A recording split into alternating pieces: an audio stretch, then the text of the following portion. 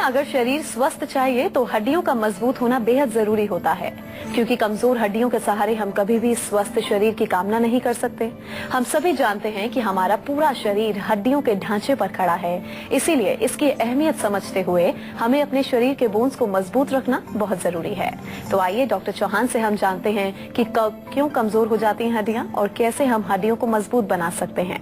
इसके साथ ही संजीवनी में हम जानेंगे शहद की खूब सारी खूबियों के बारे में, लेकिन आइए उससे पहले हम जान लेते हैं कि क्यों जरूरी है हड्डियों का मजबूत होना।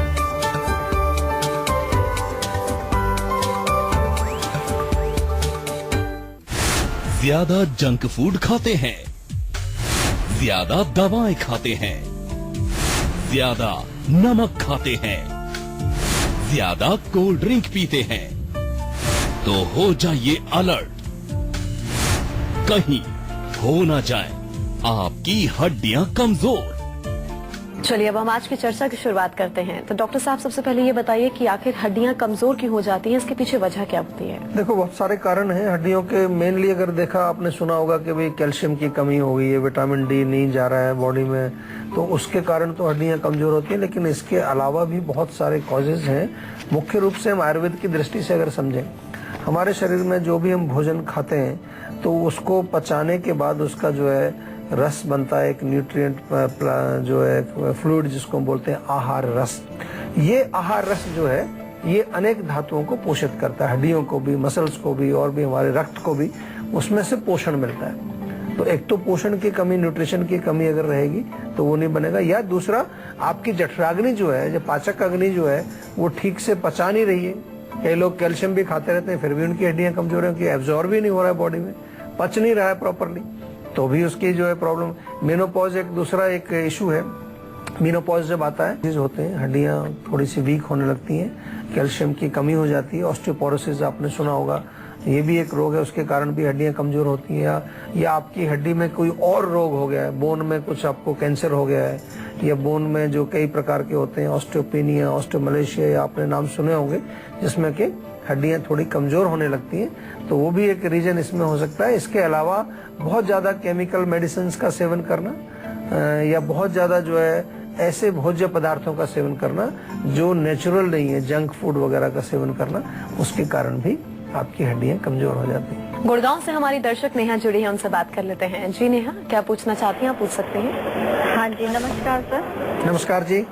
हाँ जी डॉक्टर साहब, मुझे ये पूछना था, मेरी नानी है, हाँ जी, जिनकी एज 83-85 के बीच में है। अच्छा, तो उनको ये प्रॉब्लम है, वैसे वो बिल्कुल ठीक है, उनको कोई भी प्रॉब्लम नहीं है, मतलब किसी भी चीज की कोई भी समस्या नहीं है। अच्छा, लेकिन उनके साथ दिक्कत ये होती है कि दिन में 1 या 2 बार उनके साथ ऐसा होता है कि उनको 10 या 5 मिनट के लिए वो अपनी याददाश्त भूल जाती है। अच्छा, जिसमें कि वो हमें भी पहचानने से इनकार कर देती है। फिर हमने इस चीज के लिए पता किया था, तो डॉक्टर ने बताया था कि उन्हें मतलब चीनी खिलाया जाए। चीनी? हाँ जी। तो जब अच्छा, हम उन्हें चीनी देते हैं, जैसे कुछ भी मीठा चीनी देते हैं, तो वो ठीक हो जाती है उस टाइम पे।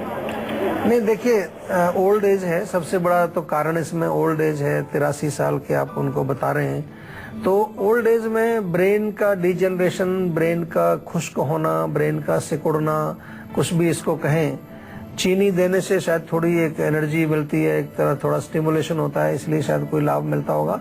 हालांकि चीनी का कोई ऐसा विशेष कनेक्शन मेरी समझ में नहीं आता कि ब्रेन से उसका कोई खास कनेक्शन हो, बट हमें ऐसी चीज उनको देनी चाहिए जो उनके मस्तिष्क में तरावट पैदा करे। सिर में उनको मालिश करिए बादाम रोगन की, नाक में बादाम का तेल डालिए, उनको 7-8 बादाम रात को भिगोइए, सुबह छील करके घोट करके दूध में मिला करके उनको 1 कप दूध में मिला करके दे दीजिए, तो इससे रिलीफ मिलेगा। अखरोट भी भिगो करके दे सकते हैं, वो भी पीस करके, ऐसे अगर दांत हैं उनके तो चबा करके वो खा सकती हैं, तो ये थोड़ा दीजिए। और साथ में हमारे जीवा में मेमोरी का टैबलेट्स बड़ी अच्छी है, मेमोरी के लिए वो काम करती है, नाम ही मेमोरी का है।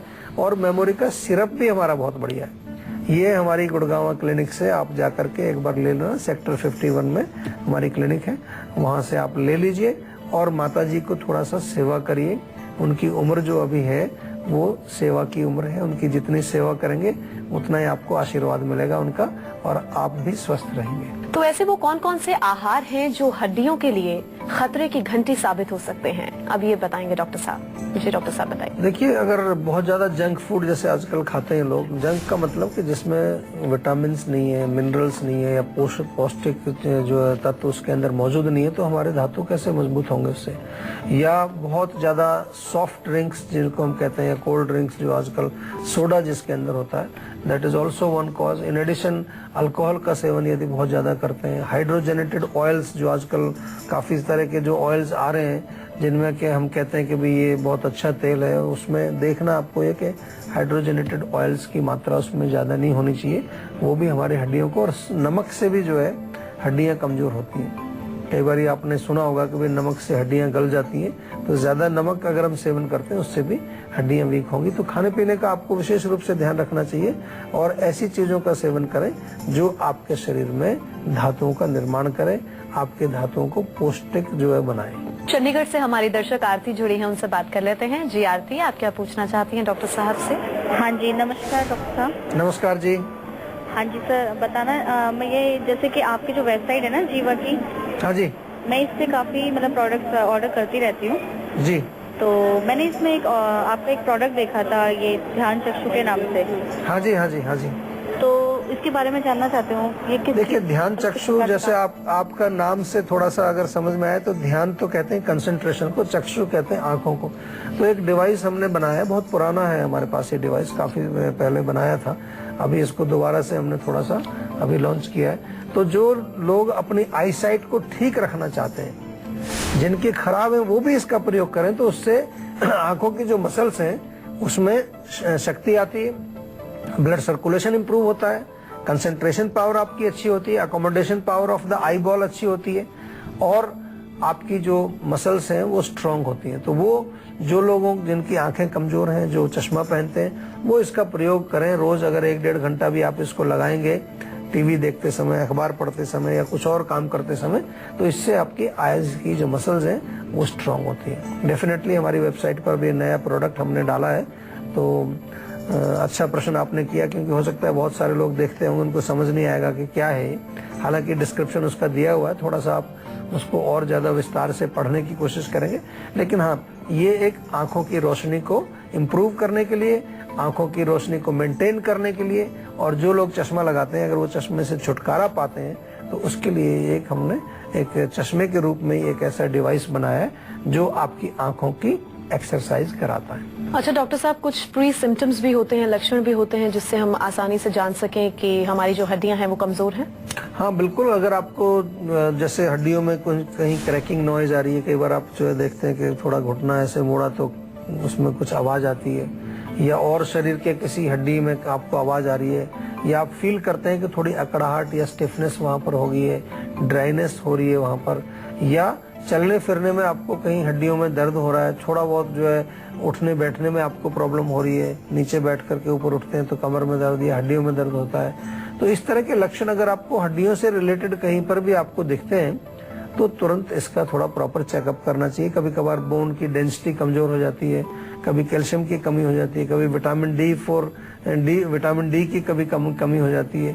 तो बहुत सारे इसके कारण तो हमने पहले आपको बताए, लेकिन इन लक्षणों को समझना भी आपके लिए बहुत आवश्यक है, क्योंकि ऐसे पेशेंट भी आ जाते हैं कभी कि हड्डियां बहुत वीक हो गई, उनको पता ही नहीं चलता कई बार। तो क्योंकि जो छोटे मोटे जो लक्षण है उनको इग्नोर कर देते हैं। किसी दिन आपने फील किया कि थोड़ा आवाज आ रही है कड़क कड़क जोड़ों में, तो आप सोचते हैं तो नॉर्मल है कोई, या सीढ़ियां चढ़ते समय उतरते समय थोड़ा बहुत घुटनों पर आपको जो प्रॉब्लम आ रही है, तो लोग समझते हैं कि ये नॉर्मल है। तो लेकिन अगर हमारी हड्डियां कमजोर हो जाएंगी तो पूरा ढांचा हमारा हड्डियों से बना है, और हड्डियां अगर वीक हो गई तो फिर चलना फिरना बहुत मुश्किल हो जाएगा, फ्रैक्चर होने के चांसेस भी बहुत ज्यादा रहते हैं अगर आपकी बोन्स वीक हो तो। लेकिन डॉक्टर साहब, अगर देखा जाए तो पहले बुजुर्गों के मुंह से ही सुना जाता था हड्डियों की परेशानी को लेकर, लेकिन आजकल तो युवाओं का भी यही हाल है, ऐसा क्यों? ऐसा इसलिए कि दूध तो पीते नहीं है बच्चे आजकल। आपने देखा होगा कोई बच्चे दूध नहीं पीते, बहुत पेरेंट्स की हमारे पास शिकायत आती है, दूध दही मलाई मक्खन जो पहले का हमारे यहाँ इतना प्रचलन होता था, आजकल तो बच्चे लाइक ही नहीं करते उसको, बल्कि चाय पीते हैं। छोटे छोटे बच्चों को मैं देखता हूँ कि चाय पी रहे हैं, तो ये एक कारण है। दूसरा, लाइफस्टाइल उनका बड़ा सेडेंटरी हो गया है, कुछ बाहर जाते नहीं खेलने, कंप्यूटर मोबाइल पर ही गेम्स होते हैं, आउटडोर गेम्स बहुत कम हो गए हैं, रिस्ट्रिक्शन इतनी हो गई है कि चाहे उसमें हम कहें कि हमारे पास इंडोर गेम ज्यादा हो गए, लेकिन वो भी एक कारण है। और जो हमारी छोटी मोटी सी चीजें हैं, जैसे कि हम बार बार कहते हैं भी कभी मालिश शरीर में करनी चाहिए, मालिश से आपकी बॉडी को लुब्रिकेशन मिलता है, हड्डियों के जो जोड़ हैं उनको लुब्रिकेशन मिलता है। तो मालिश का कोई कल्चर है नहीं, कोई रिवाज नहीं है बच्चों में, विशेष रूप से जो हम देखें तो कभी मैंने तो देखा नहीं कि कोई बच्चा पेरेंट्स उसको बता रहा है कि भी आप मालिश करिए। और definitely food is very important factor also. जो हम खा रहे हैं उसमें पोषण की कमी है, उतना ज्यादा पोषण नहीं है। हम केवल जीभ के लिए खा रहे हैं, टेस्ट के लिए खा रहे हैं, चाहे वो नूडल्स है, चाहे वो बर्गर है, चाहे वो ये चिप्स हैं, चाहे जितना भी वो फूड जो बच्चे पसंद करते हैं, तो उसमें आप देखिए जरा क्या उसकी न्यूट्रिशन वैल्यू है, उसमें है क्या, कोई चीज है जो उसके शरीर को शक्ति देगी, और नहीं है तो फिर कमजोरी आएगी उसको। राजस्थान से हमारे दर्शक अनुभव जुड़े हैं, उनसे बात कर लेते हैं। जी अनुभव, अपना सवाल पूछ सकते हैं आप। जी डॉक्टर चौहान जी, मेरे को ना डायबिटीज है। अच्छा, कब से है डायबिटीज? तो काफी टाइम हो गया मेरे को डायबिटीज हुए। तो अच्छा, एलोपैथिक ट्रीटमेंट चल रहा था, तो मेरे को ना डॉक्टर सुबह शाम दोनों टाइम इंसुलिन दे रहे हैं 20 यूनिट। अच्छा। तो उससे कोई मेरे को फर्क नहीं नजर आ रहा। देखिए, इंसुलिन अगर आपको शुरू हुआ है तो इसका मतलब गंभीर रोग है आपका। इसको इंसुलिन डिपेंडेंट डायबिटीज आमतौर पर डॉक्टर लोग कहते हैं, टाइप 1 डायबिटीज, और यंग एज में हो जाती है बहुत सारी। आपका आवाज जो मुझे लग रही है, एज मैंने पूछी नहीं आपकी, लेकिन looks like you are still very young. तो एनीवे, इसमें हमें पहला गोल ये है कि इस साथ में थोड़ा आयुर्वेदिक औषधि आप चालू करें। क्यों? क्योंकि हमारा गोल ये रहेगा कि कितना हम पेनक्रियाज को रिवाइटलाइज करें या रिजुवनेट करें, या उसको थोड़ा सा हम रिवाइव करें, जिससे कि उसमें कुछ एक्टिविटी चालू हो।